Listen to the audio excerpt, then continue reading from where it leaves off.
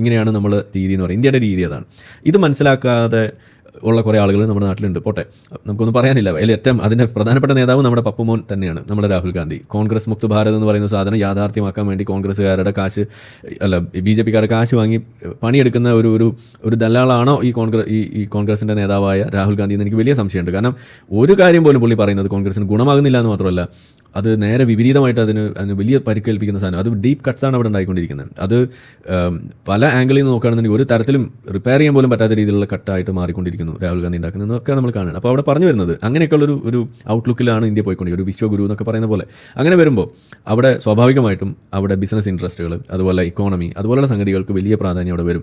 അപ്പോൾ നമ്മൾ പുരോഗമിക്കണം, നമ്മളുടെ ഈ പുരോഗമനം നിലനിർത്തണമെന്നുണ്ടെങ്കിൽ അതിൻ്റെ ഏറ്റവും പ്രധാനം എന്താണ്? ബിസിനസ്സുകൾ റൺ ചെയ്യുക എന്നുള്ളത്. വ്യാപാര ബന്ധങ്ങൾ വേണം. നമ്മളുടെ രാജ്യത്ത് വന്ന് ഒരുപാട് ഇൻ്റർനാഷണൽ കമ്പനീസ് ഇവിടെ ഇൻവെസ്റ്റ് ചെയ്യുന്നുണ്ടെങ്കിൽ അതിൻ്റെ കാരണം എന്താണ്? അതിവിടെ ഒരു ഫ്രണ്ട്ലി ആയിട്ടുള്ള ഒരു അറ്റ്മോസ്ഫിയർ ഉണ്ട് എന്നുള്ളതുകൊണ്ട്. അതിപ്പോൾ ഏത് കമ്പനി നിങ്ങൾ എടുത്തോളൂ. എന്താണ് ആരിഫേ പപ്പുമോൻ വിശ്വഗുരു? നിനക്ക് ഈ നാട്ടിലെ മുസ്ലിങ്ങളെയും കുറ്റം പറഞ്ഞിട്ട് അല്ലെ 2 കോയ കോളിങ്ങും താത്ത കോളിങ്ങും ഒക്കെ ആയിട്ട് മുന്നോട്ട് പോയാൽ പോരെ? സംഘികളുടെ കയ്യിൽ നിന്ന് കിട്ടുന്ന കാശും വാങ്ങി അവരുടെ ആസനം നോക്കി അവരെ സുഖിപ്പിച്ച് ജീവിച്ചാൽ പോരെ? ഈ അറിയാത്ത കാര്യങ്ങളൊക്കെ എന്തിനാണ് തലയിടുന്നത്? ഇന്ത്യയുടെ ഇന്ത്യയുടെ ഇപ്പോഴത്തെ അവസ്ഥ എന്താ നിനക്ക് വല്ല ഐഡിയ ഉണ്ടായിരിക്കേ? ഈ മോദി വാട്സപ്പ് യൂണിവേഴ്സിറ്റിയും ജനൻ TVയിൽ നിന്ന് നമ്മുടെ നമ്പ്യാര് വരുന്ന കണക്കും അതല്ലെങ്കിൽ മറ്റു ചില കണക്കുകളും മാത്രം എടുത്ത് വന്നിട്ട് നീ ഇങ്ങനെ വിവരക്കേട് പറയേണ്ടിയിരിക്കും.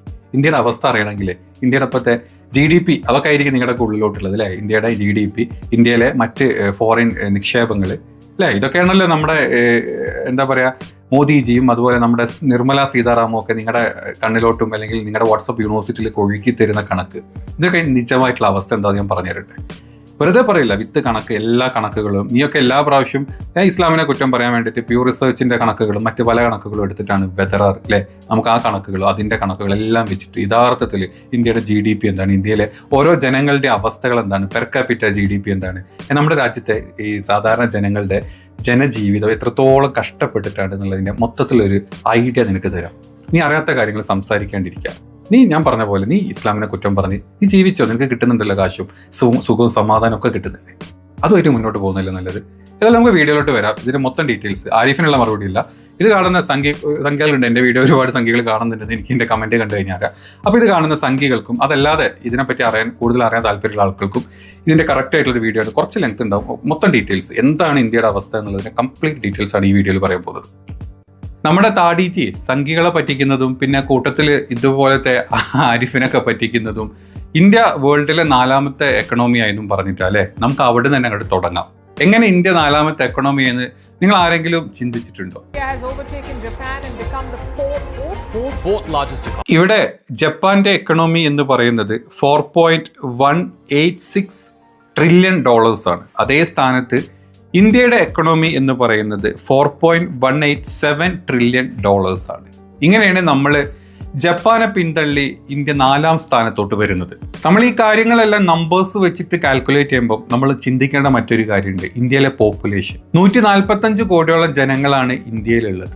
ആ 145 കോടിയിൽ തന്നെ 13.6% ആളുകൾ പൂവർട്ടിയുടെ ഏറ്റവും അടിത്തട്ടിൽ, അതായത് ഒരു നേരം കഴിക്കാൻ ഭക്ഷണമോ അല്ലെങ്കിൽ പാർക്കാൻ പാർപ്പിടോ ഇല്ലാത്ത ആളുകളാണ്.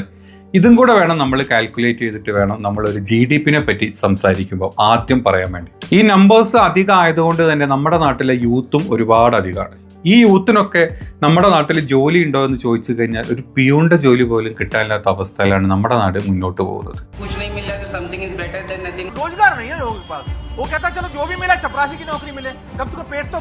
അപ്പോൾ നമ്മൾ വേൾഡിൽ ഏറ്റവും കൂടുതൽ ഹയസ്റ്റ് പോപ്പുലേഷൻ മാത്രമല്ല, ഏറ്റവും ഹയസ്റ്റ് യങ്സ്റ്റേഴ്സിന് ജോലിയില്ലാത്ത, തൊഴിലവസരം ഇല്ലാത്ത ഒരു സ്ഥലം കൂടാണ് ഇന്ത്യ എന്നുള്ളത് നമ്മൾ ഓർക്കണം. ഇനി അത് മാത്രമല്ല, ഇന്ത്യയുടെ കണക്കെടുത്ത് കഴിഞ്ഞാൽ നമ്മളാണ് ഇന്ത്യയിലെ 2nd ലാർജസ്റ്റ് ഇന്റർനെറ്റ് യൂസ് ചെയ്യുന്ന കൺട്രി. ഈ പറയുമ്പോൾ നമ്മൾ ചിന്തിക്കും, എന്താണോ നമ്മൾ ഇത്തരത്തിൽ നമ്മൾ വർക്കിന് വേണ്ടിയിട്ടാണ്, എന്തിനാണോ നമ്മൾ ഇന്റർനെറ്റ് യൂസ് ചെയ്യുന്നത്? നമ്മൾ ഇന്റർനെറ്റ് യൂസ് ചെയ്യുന്നത് ടിക്ടോക്ക് കാണാനും ഇൻസ്റ്റാഗ്രാം റീൽസ് കാണാനും അല്ലെങ്കിൽ യൂട്യൂബിലെ ഷോർട്സും വൾഗർ വീഡിയോസും ഒരാവശ്യമില്ലാത്ത ചില ചർച്ചകളും കാണാൻ വേണ്ടിയിട്ടാണ്. അങ്ങനെ നമ്മൾ നമ്പേഴ്സിന്റെ കളികൾ എടുത്തു കഴിഞ്ഞാലുണ്ടല്ലോ, നമ്മുടെ മൊത്തം അവസ്ഥയുടെ പരിതാപകരമായിട്ടുള്ള ഒരു അവസ്ഥയിൽ കൂടെയാണ് ഇപ്പം നമ്മൾ പോകുന്നത്. ഇനി അതൊക്കെ പോട്ടെ, നമ്മൾ ഇന്ത്യ വേൾഡിലെ 4th ലാർജസ്റ്റ് എക്കോണമി ആയിട്ട് മാറിയിട്ടുണ്ട്.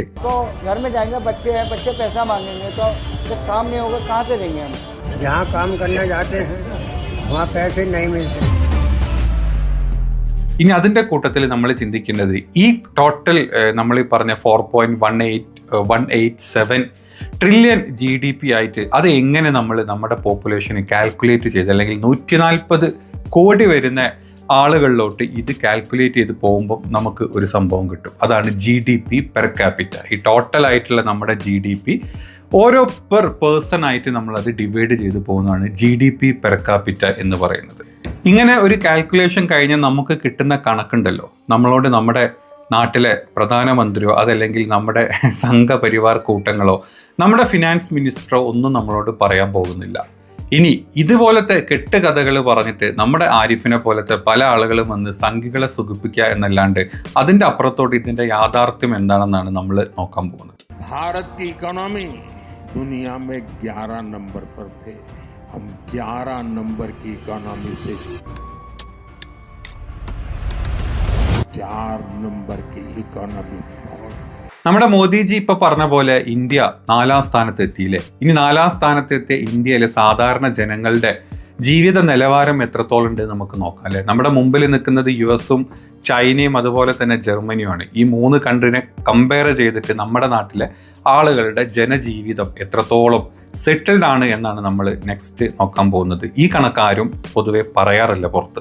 गरीबों का जीवन आसान बने, उनका जीवन स्तर सुधरे, आपका जीवन स्तर ऊपर उठाना है तो मुझे लगता है जब आपको संतोष है, आपके सपने पूरे होते हैं ना, तो मेरा संतोष भी बढ़ जाता है. നമ്മുടെ മോദിജി വീണ്ടും പറഞ്ഞ കാര്യമാണ്, GDP കൂടിക്കഴിഞ്ഞാൽ, എൻ്റെ ഇന്ത്യയുടെ സമ്പദ് വ്യവസ്ഥ കൂടിക്കഴിഞ്ഞാൽ നമ്മുടെ ആളുകൾ, നമ്മുടെ നാട്ടിലെ ജനങ്ങൾക്ക് സന്തോഷവും സമാധാനവും സമ്പത്തും എല്ലാം കമിഞ്ഞുകൂടും എന്നാണ് നമ്മുടെ മോദിജി നമ്മളോട് പറഞ്ഞത്. അപ്പം ഈ ജനങ്ങളുടെ ഇപ്പോഴത്തെ അവസ്ഥയും കൂടെ നമ്മൾ കണ്ടു കഴിഞ്ഞാൽ നമ്മളെ കണ്ണുകൾ തള്ളിപ്പോകുന്നതായിരിക്കും. അപ്പം ഈ ഒരു വേർഷൻ അല്ലെങ്കിൽ ഈ ഒരു വീഡിയോ ആരിഫിന് കൊടുക്കുന്ന മറുപടി മാത്രമല്ല, ഇതുകൊണ്ട് അല്ലെങ്കിൽ ഇത് കണ്ടിട്ട് അറ്റ്ലീസ്റ്റ് 4 സംഘികൾക്കെങ്കിലും ഇന്ത്യയുടെ അവസ്ഥ മനസ്സിലാക്കട്ടെ എന്ന് വിചാരിച്ചിട്ട് ചെയ്യുന്ന വീഡിയോയാണ്. അപ്പം ഇത് കാണുന്ന ആരുണ്ടെങ്കിലും ഇത് ശ്രദ്ധയോടെ കാണുക. നമ്മുടെ GDPയുടെ അവസ്ഥ എന്താണ്, എവിടുന്ന് എങ്ങനെ നമ്മൾ എവിടെ അച്ചീവ് ചെയ്തു എന്നുള്ളതാണ് നമ്മൾ കൂടുതലായിട്ട് ഈ കാര്യം പറയാൻ പോകുന്നത്. കുറേ സമയമായിട്ട് നമ്മൾ GDP എന്ന് പറയുന്നുണ്ടല്ലേ. യഥാർത്ഥത്തിൽ GDPയുടെ ഫുൾ ഫോം അറിയോ നിങ്ങൾക്ക് എല്ലാവർക്കും? പലർക്കും അറിയില്ല GDPയുടെ ഫുൾ ഫോം എന്താണെന്നുള്ളത്. GDPയുടെ ഫുൾ ഫോം ആയിട്ട് നമ്മൾ പറയുന്നത് ഗ്രോസ് ഡൊമസ്റ്റിക് പ്രോഡക്റ്റ് എന്നാണ്. അതാണ് GDPയുടെ അർത്ഥം. നമ്മുടെ നാട്ടിൽ നമ്മുടെ രാജ്യത്ത് ഉണ്ടാക്കുന്ന നമ്മുടെ പ്രൊഡക്ഷൻ, അതിൻ്റെ കൂടെ തന്നെ നമ്മളത് ഒരുപാട് സാധനങ്ങൾ നമ്മൾ നമ്മുടെ നാട്ടിൽ പ്രൊഡക്ഷനാക്കി അല്ലെങ്കിൽ ഉണ്ടാക്കുന്നുണ്ട്. അതിൻ്റെ കൂടെ തന്നെ നമ്മൾ ഒരുപാട് സർവീസസ് കൊടുക്കുന്നുണ്ട് അല്ലേ. നമ്മൾ പല രീതിയിലുള്ള സർവീസസ്, വിദേശ കമ്പനികൾ ഇവിടെ വന്ന് നമ്മുടെ അവിടെ കമ്പനികൾ ഉണ്ടാക്കുന്നു, നമ്മൾ അതിന് സർവീസ് കൊടുക്കുന്നുണ്ട്. അവിടെ നമ്മൾ ഇവിടുത്തെ ആളുകൾ ജോലി ചെയ്തിട്ട് അവർക്ക് സർവീസ് കൊടുക്കുന്നു. മറ്റ് ഇൻഡസ്ട്രിയൽ മേഖലകളിൽ നമ്മൾ പ്രൊഡക്റ്റുകൾ ഉണ്ടാക്കുന്നു. ഇതിൻ്റെ ടോട്ടലാണ് നമ്മൾ GDP ആയിട്ട് എടുക്കുന്നത്, ഏറ്റവും ബേസിക് ആയിട്ട് പറഞ്ഞു കഴിഞ്ഞാൽ. അങ്ങനെ നമ്മുടെ നാട്ടിലുണ്ടാക്കുന്ന ടോട്ടൽ ഗൂഡ്സും അതുപോലെ പ്രൊഡക്ട്സ് ഞാൻ ഉദ്ദേശിച്ചത്, അതിൻ്റെ കൂടെ തന്നെ ടോട്ടൽ സർവീസസും കൂടുന്ന ഒരവസ്ഥ, അതിൻ്റെ ടോട്ടൽ കോസ്റ്റാണ് നമ്മൾ GDP ആയിട്ട് നമ്മൾ കണക്കാക്കുന്നത്. അപ്പം നമ്മുടെ ഓരോ രാജ്യത്തെ അല്ലെങ്കിൽ നമ്മുടെ രാജ്യത്തിൻ്റെ ഓരോ വർഷത്തിലും ഈ സംഭവം കൂടിക്കൊണ്ടിരിക്കുന്നു. നമ്മുടെ ഗൂഡ്സിൻ്റെ പ്രൊഡക്ഷൻ നമ്മൾ കൂട്ടുന്നു, നമ്മൾ കൊടുക്കുന്ന സർവീസസിൻ്റെ അളവ് നമ്മൾ കൂട്ടിക്കൊണ്ടിരിക്കുമ്പോഴാണ് നമ്മുടെ രാജ്യത്തെ GDP ഉയർന്നുകൊണ്ടിരിക്കുന്നത്. അങ്ങനെ നമ്മളെ രാജ്യത്തെ GDP ഉയർന്നുകൊണ്ടിരിക്കുമ്പോഴാണ് നമ്മുടെ രാജ്യം ഈ പറഞ്ഞ പോലെ എക്കണോമിക് വ്യവസ്ഥയിൽ നമ്മളിപ്പോൾ 4ാമത്തെ സ്ഥാനത്തോട്ട് നമ്മൾ എത്തുന്നത്. ഇങ്ങനെയാണ് അതിൻ്റെ കണക്ക് വരുന്നത്. അപ്പോൾ നമ്മളിങ്ങനെ GDP എന്ന് പറഞ്ഞപ്പോഴേ നമ്മുടെ രാജ്യത്തെ ആളുകളില്ലേ, നമ്മൾ ജനങ്ങൾക്ക് ഇതെങ്ങനെ കാൽക്കുലേറ്റ് ചെയ്ത് വരുന്നത്, അതായത് ജനങ്ങൾ റിച്ച് ആണോ അല്ലെങ്കിൽ ജനങ്ങൾക്ക് കിട്ടുന്ന ഇൻകം ആണോ GDP, അതും ഈ പറഞ്ഞ GDPയും ജനങ്ങൾക്ക് കിട്ടുന്ന ഇൻകവും തമ്മിൽ എന്താണ് ബന്ധം എന്നുള്ളതാണ് നമ്മൾ ആദ്യം നോക്കേണ്ടത് GDPന്റെ ബേസ് ആയിട്ട്. ഏറ്റവും മിനിമലായിട്ട് നമുക്കൊരു എക്സാമ്പിൾ എടുക്കാം. നമ്മൾ 2 രാജ്യങ്ങൾ എടുക്കുന്നു, കൺട്രി A, കൺട്രി B. ഈ കൺട്രി എയിൽ നമ്മളൊരു 20 പേരെടുക്കുന്നു. ഈ 20 പേര് അവർ സർവീസസ് ആയിട്ടും അല്ലെങ്കിൽ അവർ ചെയ്യുന്ന ജോലി എല്ലാം കൂടെ അവർ ഉണ്ടാക്കുന്ന ടോട്ടൽ തുക എന്ന് പറയുന്നത് 10 ലക്ഷം രൂപയെന്ന് നിങ്ങൾ വിചാരിച്ചു. അതേ സ്ഥാനത്ത് കൺട്രി ബിയിൽ 3 പേര് 9 ലക്ഷം രൂപയാണ് GDPയിലോട്ട് അവരുടെ കോൺട്രിബ്യൂഷൻ. അപ്പോൾ നമ്മൾ ഈ 10 ലക്ഷം 9 ലക്ഷം നമ്മൾ ഡിവൈഡ് ചെയ്തിട്ടാണ് നമ്മൾ കാണേണ്ടത്. അപ്പോൾ നമ്മൾ കൺട്രി എയിൽ 20 ആളുകളുണ്ട്. ഈ 20 ആളുകൾ 10 ലക്ഷം ഡിവൈഡ് ചെയ്ത് കഴിഞ്ഞാൽ അവർക്ക് കിട്ടുന്നത് ഒരാൾക്ക് 50,000 രൂപ വെച്ചിട്ടാണ് നമ്മൾ കണക്കാക്കുന്നത്. ഇതേ സ്ഥാനത്ത് കൺട്രി ബിയിൽ വരുന്ന സമയത്ത് 3 പേർക്ക് ഈ 9 ലക്ഷം GDP ഡിവൈഡ് ചെയ്ത് കൊടുത്തു കഴിഞ്ഞാൽ ഒരാൾക്ക് വരുന്ന എമൗണ്ട് 3 ലക്ഷമാണ്. അപ്പോൾ നിങ്ങൾ ചിന്തിക്കേണ്ട കാര്യം, ഒരു സ്ഥലത്ത് GDP 10 ലക്ഷം എന്ന് പറഞ്ഞാൽ മറ്റ് സ്ഥലത്തെ രാജ്യത്തെ 9 ലക്ഷത്തേക്കാൾ കൂടുതലാണ്. അപ്പോൾ GDPയിൽ ആ രാജ്യം മുൻപന്തിയിൽ നിൽക്കുന്നു. പക്ഷേ അവിടുത്തെ ജനങ്ങൾക്ക് ഈ വരുന്ന GDP എമൗണ്ട് നമ്മൾ ഡിവൈഡ് ചെയ്യുമ്പോൾ, നമ്മൾ GDP പെർ ക്യാപിറ്റ നമ്മൾ ഡിവൈഡ് ചെയ്യുന്ന സമയത്ത് ഒരാൾക്ക് വെറും 50,000 രൂപ ഉണ്ടാവുള്ളൂ. അതേ സ്ഥാനത്ത് ഇപ്പുറത്ത് വരുന്ന കൺട്രി ബിയിൽ വരുന്ന ഒരാൾക്ക് 3 ലക്ഷം രൂപയാണ് അയാളുടെ കയ്യിലുള്ളത്. ഇതാണ് GDPയുടെ ഒരു ബേസ് ആയിട്ടുള്ള GDP പെർ കാപ്പിറ്റ എന്ന് പറയുന്നതിന് ഏറ്റവും മിനിമൽ എക്സാമ്പിൾ. ഇതിൽ കൺട്രി എ ഏതാണെന്ന് നമ്മൾ ഇന്ത്യ ആയിട്ട് നിങ്ങൾ എടുത്തോ. കൺട്രി ബി നമ്മൾ, അതായത് ഇപ്പം അടുത്ത് നമ്മൾ 4ാം സ്ഥാനത്ത് ഉണ്ടായിരുന്ന ജപ്പാനെ നമ്മൾ ക്രോസ് ചെയ്ത് നമ്മൾ 4ാം സ്ഥാനത്തോട്ട് വന്ന് 5ാം സ്ഥാനത്തോട്ട് ജപ്പാൻ പോയി. അപ്പോൾ നിങ്ങൾ കൺട്രി ബി ആയിട്ട് ജപ്പാനെയും കൂടെ നിങ്ങൾ എടുത്തു കഴിഞ്ഞാൽ ഈ 2 സ്ഥലത്തെയും ഡിഫറൻസ് എന്താണെന്നുള്ളത് നിങ്ങൾക്ക് മനസ്സിലാവും. അപ്പോൾ ഇതിൽ നിന്ന് നമ്മൾ നോക്കാൻ പോകുന്നത് ഇനി ഒരു ഇയറിൽ ഫിനാൻഷ്യൽ ഇയറിൽ നമ്മുടെ നാട്ടിലെ ഒരാൾക്ക് വരുന്ന ടോട്ടൽ ഇൻകം എത്രയാണ്, ആ ഇൻകം എങ്ങനെയാണ് GDPനെ സപ്പോർട്ട് ചെയ്യുന്നത് എന്നാണ് നമ്മൾ അടുത്തത് നോക്കാൻ പോകുന്നത്. നമ്മുടെ രാജ്യത്ത് എത്ര റിച്ചസ്റ്റ് ആയിട്ടുള്ള ആളുകളുണ്ട്, എത്ര പൂറസ്റ്റ് ആയിട്ടുള്ള ആളുകളുണ്ട്, എത്ര മിഡിൽ ക്ലാസ്സിലോട്ട് വരുന്ന ആളുകളുണ്ട് എന്നുള്ളതിന് ഒരു ഐഡിയയും കൂടെ നമുക്ക് അടുത്തതെടുത്ത് നോക്കാം. ഈ ഒരു കാൽക്കുലേഷനിൽ നമ്മൾ GDP പെർ ക്യാപിറ്റ കാൽക്കുലേഷനാണ് എടുക്കേണ്ടത്. അതായത് ഇന്ത്യയുടെ ഇപ്പോഴത്തെ GDP എന്ന് പറയുന്നത് 4.187 ട്രില്യൺ ആകുമ്പം അതൊരു ഇയറിലോട്ട് നമ്മൾ കാൽക്കുലേറ്റ് ചെയ്ത് കഴിഞ്ഞാൽ, ഇപ്പം നമ്മൾ നമ്മുടെ നാട്ടിലെ ടോട്ടൽ ജനസംഖ്യ എന്ന് പറയുന്നത് ഒരു 100 കോടി 140 കോടിയോളം ആളുകളാണ്. അപ്പോൾ ഈ 140 കോടി ആളുകളെ വെച്ചിട്ട് നമ്മൾ ഈ പറഞ്ഞ GDP ഈ 4.18 ട്രില്യണെ നമ്മൾ ഡിവൈഡ് ചെയ്യുമ്പോൾ ഒരാൾക്ക് വരുന്ന GDP അല്ലെ ഒരു പെർ ക്യാപിറ്റ ഇൻകം എന്ന് പറയുന്നത് ഇയർലി ഡോളേഴ്സിലാണ് നമ്മൾ പറയുന്നത് 2937 ഡോളേഴ്സാണ് ഒരാളുടെ പെർ ക്യാപിറ്റ GDP എന്ന് പറയുന്നത്. അത് നമ്മൾ നമ്മുടെ ഇന്ത്യൻ മണിയിലോട്ട് കൺവേർട്ട് ചെയ്യുന്ന സമയത്ത് 2,51,298 രൂപ. ഇതാണ് നമ്മുടെ per capita GDP per capita per year എന്ന് പറയുന്നത്. ഇത് കാണുമ്പോൾ നമുക്ക് ഫസ്റ്റ് വരുന്ന ചിന്ത അല്ലേ, ലോകത്തെ 4ാമത്തെ എക്കണോമിക്, അതായത് 4ാമത്തെ സമ്പദ് വ്യവസ്ഥ ഉള്ള ഇന്ത്യ എന്ന് പറഞ്ഞ രാജ്യത്തെ ഒരാൾക്ക് ഒരു ഇയറിൽ വെറും 2,50,000 രൂപയെ കിട്ടുമെന്നുള്ളത്. അതാണ് നമ്മുടെ ഏറ്റവും ഇവിടെ ട്വിസ്റ്റായിട്ട് വരുന്നൊരു പോയിന്റ്. നമ്മുടെ ഏറ്റവും മുമ്പിലായിട്ട് നിൽക്കുന്ന USA എടുത്തോളൂ നിങ്ങൾ, ചൈന എടുത്തോ നിങ്ങൾ, ജർമ്മനി എടുത്തോ, പിന്നെ നമ്മുടെ തൊട്ട താഴത്ത് വരുന്ന ജപ്പാൻ. ഇവിടുത്തെ നമ്മളെ എന്താ പറയുക GDP ഈ പറഞ്ഞ അവിടുത്തെ ജനങ്ങളുടെ ടോട്ടൽ ജനസംഖ്യയായിട്ട് കൺവേർട്ട് ചെയ്യുന്ന സമയത്ത്, ഡിവൈഡ് ചെയ്യുന്ന സമയത്ത് USA പെർ ക്യാപിറ്റ GDP എന്ന് പറയുന്നത് 89,11000 ആണ്. അതായത് 89,100 USD ആണ് ഒരാളുടെ പെർ ക്യാപിറ്റ GDP എന്ന് പറയുന്നത്. നമ്മളെക്കാൾ ഒരുപാട് മടങ്ങായിരിക്കും. അതേ സ്ഥാനത്ത് ചൈന ജർമ്മനിയാണ് സെക്കൻഡ് വരുന്നത്. ജർമ്മനിക്ക് വരുന്നത് പെർ ക്യാപിറ്റ വരുന്നത് 55,000, അതായത് 55.91,000 ആണ് പെർ ക്യാപിറ്റ GDP ആയിട്ട് വരുന്നത്. സെയിം സ്ഥാനത്ത് മൂന്നാമതായിട്ട് വരുന്നത് ജപ്പാനാണ്. ജപ്പാൻ്റെത് 33.96,000. അതുപോലെ തന്നെ ചൈനയുടെ വരുന്നത് 13.69,000 USD ആണ്. അപ്പം 4ാമതായിട്ട് വരുന്ന ഇന്ത്യ എന്ന് പറയുന്നത് നിങ്ങൾ നോക്കൂ, വെറും 2.88,000 ആണ്. അതായത് നമ്മുടെ പെർ ക്യാപിറ്റ GDPയും 4ാം സ്ഥാനത്ത് നിൽക്കുന്ന നമ്മുടെ മുമ്പിൽ നിൽക്കുന്ന മറ്റ് 3 രാജ്യങ്ങളുടെ പെർ ക്യാപിറ്റ GDPയും ഒരുപാട് വ്യത്യാസമുണ്ട്. അത് കാരണം ആ രാജ്യങ്ങളുടെ ജനസംഖ്യ കുറവാണ്, അവിടുത്തെ ടോട്ടൽ GDP ഒരുപാട് ഹൈ ആണ്. അപ്പം നമ്മുടെ നാട്ടിലെ ജനങ്ങളുടെ ജീവിത നിലവാരം എത്രത്തോളാണെന്ന് നിങ്ങൾ മനസ്സിലാക്കണം. ഇനി ഇതിനേക്കാൾ വലിയൊരു ട്വിസ്റ്റ് ഇതിൽ ഒളിഞ്ഞിരിപ്പുണ്ട്. നമുക്ക് അടുത്ത് അത് പറയാം.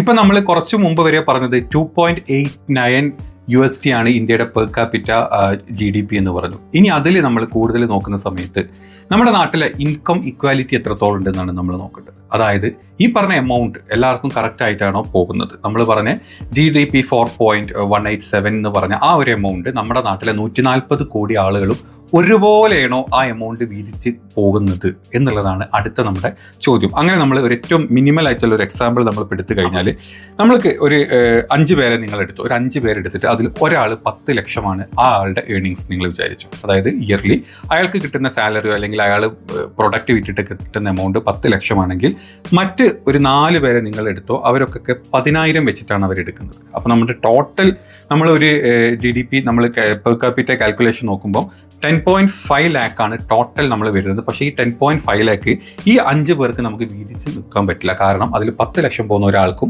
ബാക്കി വെറും 50,000 40,000 മറ്റ് 4 പേരും കൂടെ എടുക്കുന്നത്. പക്ഷേ നമ്മൾ രാജ്യത്തിൻ്റെ GDP പെർ ക്യാപിറ്റ നോക്കുന്ന സമയത്ത് ഈ എമൗണ്ട് 10.5 ലാക്ക് ആയിട്ടാണ് കാണിക്കുന്നത്. അപ്പോൾ നമ്മൾ തുടക്കത്തിൽ പറഞ്ഞ പോലെ 2.89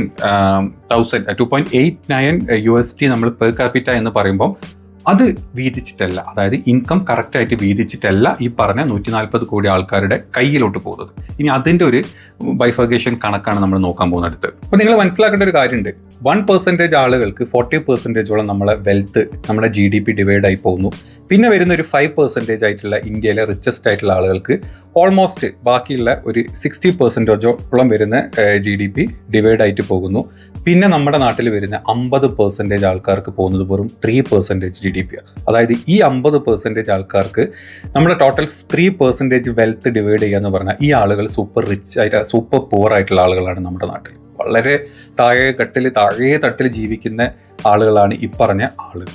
അപ്പോൾ നമ്മൾ നോക്കുമ്പോൾ നമ്മുടെ GDPയുടെ ഈ ഒരു ടോട്ടൽ കാൽക്കുലേഷൻ നമ്മൾ എടുത്ത് നോക്കുമ്പോൾ പെർ പേഴ്സൻ്റെ നമ്മൾ നേരത്തെ പറഞ്ഞ 2.87 USD എന്ന് പറഞ്ഞ ആ ഒരു എമൗണ്ട് വീണ്ടും താഴോട്ട് മൂക്കുകുത്തുന്നൊരു അവസ്ഥയാണ് നമ്മുടെ ഇന്ത്യയുടെ GDP എന്ന് പറയുന്നത്. പക്ഷേ മറ്റ് കൺട്രിയിലെ GDP എന്ന് പറയുമ്പം അവിടെ വരുന്ന ഇൻകം ഈക്വാലിറ്റി വളരെ കറക്റ്റാണ്. അവിടെ കൂടുതലും അവർ ഇൻകം ഈക്വാലിറ്റി നോക്കിയിട്ടാണ് പല പ്രൊഡക്ഷൻസും അതുപോലെ തന്നെ സർവീസസും പ്രൊവൈഡ് ചെയ്യുന്നത്. പക്ഷേ ഇന്ത്യ അങ്ങനെ ഒരു രാജ്യമല്ല. ഇനി അത് മാത്രമല്ല ആരിഫ് എല്ലാത്തിനും കണക്കെടുക്കുന്ന പ്യൂർ റിസർച്ചിൻ്റെ കണക്കുകൾ എടുത്തിട്ടല്ലേ ഇസ്ലാമിനെ കുറ്റം പറയാറില്ലേ? അപ്പോൾ പ്യൂർ റിസർച്ചിൻ്റെ ഒരു കണക്കെടുത്തിട്ട് ഇതിനുള്ളൊരു മറുപടിയും കൂടെ ആരിഫിന് തരാം. അതായത് ഇന്ത്യയിലെ 273 മില്യൺ ആളുകൾ ദിവസം 2 to 10 USD ആണ് അവരുടെ പെർ ഡേ ഇൻകം എന്ന് പറയുന്നത്. അതായത് 273 മില്യൺ ആളുകൾ. അതിനുശേഷം നമ്മൾ കണക്കെടുത്ത് കഴിഞ്ഞാൽ 66 മില്യൺ ആളുകളെ നമ്മൾ മിഡിൽ ക്ലാസ് ആയിട്ടാണ് നമ്മൾ കാണുന്നത്. ഈ മിഡിൽ ക്ലാസിൻ്റെ പെർ ഡേ ഇൻകം എന്ന് പറയുന്നതിൽ 10 മുതൽ 20 USD ആയിട്ടാണ്, $. ആണ്. അതുപോലെ തന്നെ 16 മില്യൺ ആളുകൾ അപ്പർ മിഡിൽ ക്ലാസ് ആയിട്ടാണ് നമ്മൾ കാണുന്നത്. 20 മുതൽ 50 വരെ USD ആണ് അവരുടെ ഇൻകം. പിന്നെ വരുന്ന ഒരു 2 മില്യൺ ആളുകളാണ് അവരുടെ ഇൻകം എന്ന് പറഞ്ഞാൽ പെർ ഡേ 50+ USD ആണ്. ഇതാണ് നമ്മൾ ഹൈ ഇൻകം ആളുകളായിട്ടുള്ള റിച്ച് ആയിട്ടുള്ള കുറച്ച് നമ്മുടെ കൂട്ടത്തിലെ ആളുകളായിട്ട് കാണുന്നത്. ഇനി വരുന്ന 80 മില്യൺ ആളുകൾക്ക് ഒരു ദിവസം വെറും 1.25 USD ആണ് അവരുടെ പെർ ഡേ ഇൻകം എന്ന് പറയുന്നത്. ഏകദേശം 100-120 രൂപ. ഇതാണ് റിച്ച് നമ്മുടെ നാട്ടിലെ ഏറ്റവും പൂവറസ്റ്റ് ആയിട്ടുള്ള ആളുകൾ കണക്കാക്കപ്പെടുന്നത്. ഇത് പ്യൂർ റിസർച്ചിൻ്റെ ഡാറ്റയാണ് ഞാൻ ഈ പറഞ്ഞിട്ടുള്ളത്. അപ്പോൾ ആരിഫിന് ഒരു ഐഡിയ കിട്ടിയിട്ടുണ്ടാവും അല്ലേ? ഇനി അതൊക്കെ പോട്ടെ, ഇതിൻ്റെ കണക്ക് കഴിഞ്ഞ് വരുന്ന 90% ഇന്ത്യയിലെ ആളുകളുടെ ടോട്ടൽ വരുമാനം എന്ന് പറഞ്ഞു കഴിഞ്ഞാൽ പെർ മന്ത് 25,000 രൂപ മാത്രമാണ്. നമ്മളിപ്പം ജപ്പാനുമായിട്ടും ജർമ്മനിയായിട്ടും ചൈനയായിട്ടും അമേരിക്കയായിട്ടും ഒക്കെ നമ്മുടെ GDPയുടെ കാര്യങ്ങൾ നമ്മുടെ മോദിജിയും നമ്മുടെ നാട്ടിലെ മറ്റ് സംഘ ഗ്രൂപ്പുകളിലും മറ്റ് സംഘ വാട്സപ്പ് യൂണിവേഴ്സിറ്റിയിലൊക്കെ ഇങ്ങനെ പരക്കുന്ന സമയത്ത് സ്വയം ഉള്ളിലിങ്ങനെ അഭിമാനം കൊള്ളുന്ന പാവപ്പെട്ട മനുഷ്യൻ്റെ അവസ്ഥയാണ് ഞാൻ ഈ പറഞ്ഞത്. ഇവർക്ക് ഇതുവരെ ഇതും GDP എന്താണ്, നമ്മുടെ നാടിൻ്റെ അവസ്ഥ എന്താണ് എന്ന് മനസ്സിലായിട്ടില്ല. നമ്മൾ പെർ ക്യാപിറ്റ ഇൻകത്തിൻ്റെ കണക്കെടുത്ത് കഴിഞ്ഞാൽ നമ്മുടെ പെർ ക്യാപിറ്റ ഇൻകം അതായത് GDP പെർ ക്യാപിറ്റ വരുമ്പം നമ്മുടെ രാജ്യം നിൽക്കുന്നത് 143ാമത്തെ സ്ഥാനത്താണ്. 190 രാജ്യങ്ങളുടെ കണക്കെടുത്ത് കഴിഞ്ഞാൽ നമ്മുടെ രാജ്യത്തിൻ്റെ അവസ്ഥയാണ് ഈ പറഞ്ഞത്. ഇനിയെങ്കിലും ഇതൊക്കെ മനസ്സിലാക്കിയിട്ട് വേണം ആരിഫെ GDPയും അതല്ലെങ്കിൽ വിശ്വഗുരു രാഹുൽ ഗാന്ധിനെ പപ്പു എന്നൊക്കെ വിളിക്കുക. രാഹുൽ ഗാന്ധിയൊക്കെ നിനക്കും അല്ലെങ്കിൽ ഈ പറഞ്ഞ നാട്ടിലെ പാവപ്പെട്ട സംഘികൾക്കല്ല ബാക്കിയുള്ള ആൾക്കാർക്കും പറഞ്ഞു കൊടുക്കുന്നത് ഇതാണ് നമ്മുടെ രാജ്യത്തിൻ്റെ അവസ്ഥ എന്നതാണ്. അല്ലാണ്ട് കോൺഗ്രസ്സിന് നന്നാക്കാനും കോൺഗ്രസ്സിന് എന്തോ ഉണ്ടാക്കാനും രാഹുൽ ഗാന്ധി പറയുന്ന കളവ് കണക്കുകളല്ല ഈ പറഞ്ഞ ഒരു കണക്കുകളും. ഇത് മനസ്സിലാക്കാൻ പറ്റാത്ത നമ്മുടെ രാജ്യത്തെ ആളുകളാണ്. ഇനി മറ്റൊരു കാര്യം ഇപ്പം നിങ്ങളൊക്കെ മനസ്സിലുണ്ടാവും, ഈ പറഞ്ഞ നമ്മുടെ രാജ്യത്തെ മുകേഷ് അംബാനിയും അദാനിയും ഒക്കെ 2014 ഉണ്ടായിരുന്നില്ലേ? അപ്പോൾ അന്നും ഇതൊക്കെ തന്നെ എല്ലായിരുന്നു അവസ്ഥ എന്നായിരിക്കും നിങ്ങളുടെയൊക്കെ മനസ്സിലോട്ട്. ഇനി ചെറിയൊരു കണക്കൂടെ പറഞ്ഞുതരാം.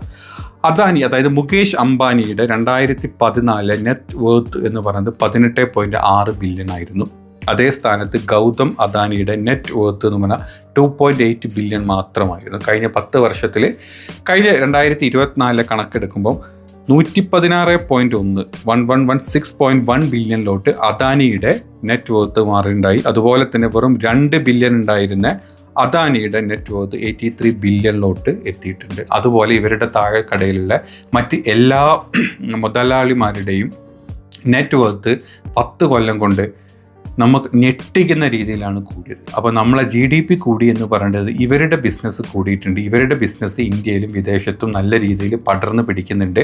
അതിൽ നിന്ന് കിട്ടുന്ന പ്രോഫിറ്റും മറ്റ് എല്ലാ കാര്യങ്ങളും അവരുടെ നെറ്റ് വർത്ത് ഇൻക്രീസ് ചെയ്യാൻ വേണ്ടി മാത്രമാണ് കൂടിയിട്ടുള്ളത്. ആ കൂടലാണ് നമ്മുടെ നാട്ടിലെ GDPയുടെ കണക്കായിട്ട് കാണുന്നത്. 2014 മുമ്പ് അങ്ങനെ അല്ലായിരുന്നു. നമ്മുടെ മൻമോഹൻ സിംഗിൻ്റെ സാമ്പത്തിക വ്യവസ്ഥയായിരുന്നു ഇപ്പോഴും നമ്മൾ അതിൻ്റെ ഒരു ഭാഗം തന്നെ യൂസ് ചെയ്യുന്നത്. കംപ്ലീറ്റ് നമുക്ക് വിട്ടുകളയാൻ പറ്റാത്തൊരു കാര്യം തന്നെയാണ്. ആ സമ്പദ് വ്യവസ്ഥയിൽ ഇക്വാലിറ്റി കുറേയും കൂടെ ഉണ്ടായിരുന്നു. ഇൻകം ഇക്വാലിറ്റി ഒരുപാട് ഹൈ ആയിരുന്നു അന്ന്. ഇപ്പം അതിന് പകരം ഈ 1% to 1 to 5% ആളുകളുടെ കയ്യിലോട്ടാണ് നമ്മുടെ രാജ്യത്തിൻ്റെ ഇൻകം GDP കംപ്ലീറ്റ് ചേഞ്ച് ആവുന്നത്. ഇതാണ് ആരിഫൊക്കെ മനസ്സിലാക്കേണ്ടത്. വെറുതെ വന്ന് സംഖ്യകൾ തരുന്ന കാശിന് എന്ത് സംഖ്യകളെ സുഖിപ്പിക്കുന്ന രീതിയിൽ സംസാരിച്ചിട്ട് അല്ല അവരുടെ കയ്യടി വാങ്ങുക എന്നുള്ളതല്ല. ഇന്ത്യയുടെ യഥാർത്ഥ അവസ്ഥ മനസ്സിലാക്കിയിട്ട് വേണം ആരിഫൊക്കെ ഇങ്ങനെ വന്നിട്ട് കമഴ്ന്ന് കിടന്നിട്ട് സംസാരിക്കാൻ. പപ്പു ആരാണെന്ന് ആരിഫ് ആലോചിച്ചാൽ മതി. ഹാർപ്പിക് ആരാണെന്ന് ആരിഫ് ആലോചിക്കുന്ന പോലെ, ആരിഫിൻ്റെ സ്വയം ചിന്ത ഉള്ള പോലെ തന്നെ യഥാർത്ഥ പപ്പു, ഇന്ത്യയുടെ യഥാർത്ഥ പപ്പു, ഇന്ത്യയുടെ രാജ്യം ഭരിക്കുന്ന താടി ചെയ്യാന്നുള്ള ഒരു സാമാന്യ ബോധമെങ്കിലും നിനക്കൊക്കെ ഉണ്ടാവട്ടെ ഇനിയെങ്കിലും, പ്ലീസ്.